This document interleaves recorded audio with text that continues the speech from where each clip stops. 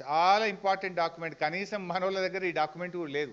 ఇది రాష్ట్ర ప్రభుత్వం నిద్రపోతున్నది. నిద్రపోతున్నట్టు నటిస్తుందా నాకైతే అర్థమైతలేదు. జనరల్గా తెలంగాణ సోయున్నోడైతే, తెలంగాణ పాలకుడైతే, తెలంగాణ మేలుగోరేవాడైతే ఈ ఉత్తరం చూస్తే తెల్లారే ఒంటికాల మీద లేస్తాడు, ఢిల్లీలో అవసరమైతే ధర్నా పెడతాడు, కేంద్ర ప్రభుత్వం ప్రధానమంత్రిని కలవాలి, మన ఎంపీలు పార్లమెంట్లో లొల్లి పెట్టాలి. మరి అసలు ఈ లెటర్ రాలేదా? మీరు పని చేస్తున్నారా, నిద్రపోతున్నారా నాకు తెలియదు. వచ్చినా కూడా కళ్ళు మూసుకున్నారా? I don't know. బట్ ఇది నేను ఇప్పుడు బయట పెడతా ఉన్నా. ఆల్రెడీ గోదావరి బనకచెర్లకు సిడబ్ల్యూసిలో అత్యంత కీలకమైన అనుమతి రానే వచ్చింది, ఇచ్చేసింది కేంద్ర ప్రభుత్వం.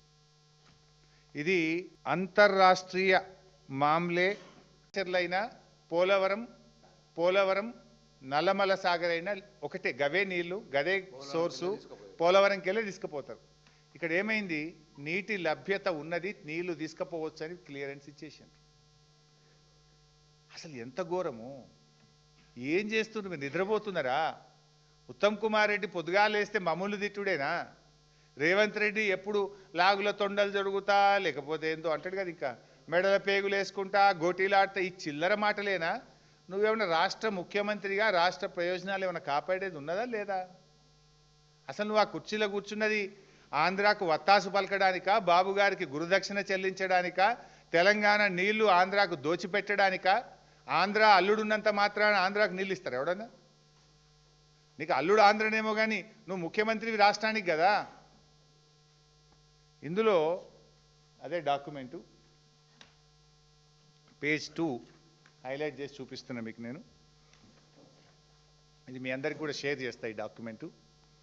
State government has used the discharge data of Godavari at Polavaram site for the period from 1980-81 to 2020-23.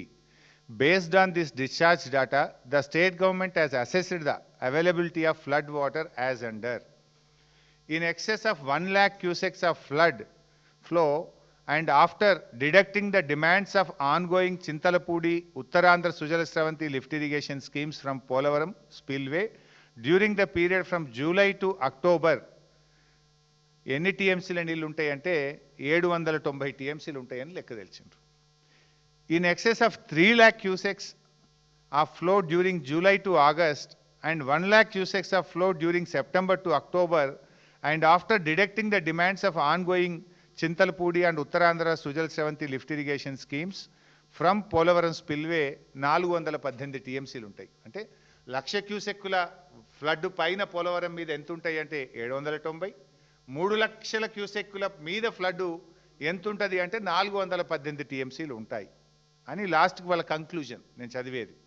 As the proposed diversion of 200 TMC of flood water from Godavari river during the period from July to October, after deducting the demands of aforesaid lift irrigation schemes in both the above mentioned cases is lower than the availability of flood water, 75% dependability discharge of Polavaram Dam.